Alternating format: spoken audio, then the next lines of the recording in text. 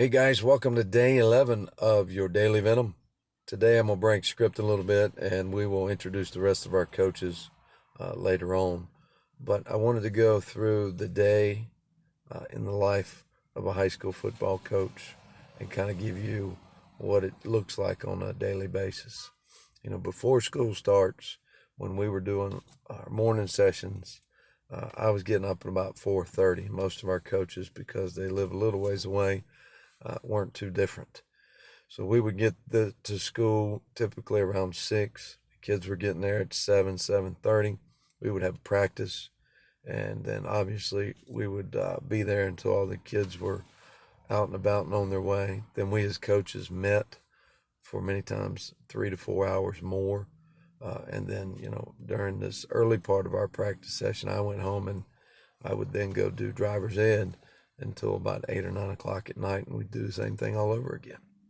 Now that we're getting into school mode, we have teacher workday things, and we're getting to school earlier than teacher work days so that we can get some things sorted before practices come up. We can get laundry turned over because our laundry is, you know, it's pretty rough when you have to deal with 90 plus kids and their girdles and their jerseys and their pants and everything that goes on. And then we're trying to clean up the offices and all the locker room areas too. So our morning time, that's what we do.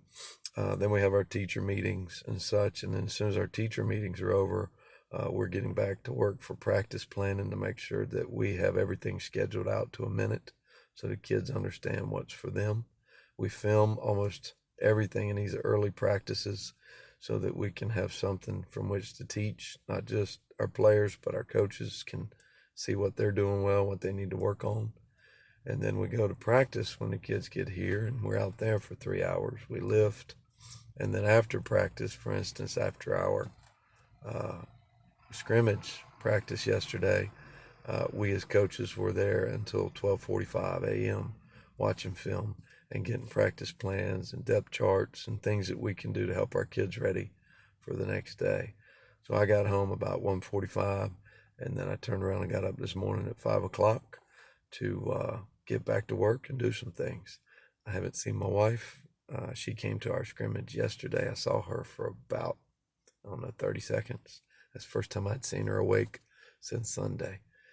So those are the things that we do, and that's typical. I mean, that's what we do from here on out. And then on weekends, we're going to sit and watch video and break down film and do all those things to get ready for what we got coming up, game planning wise, for the next team.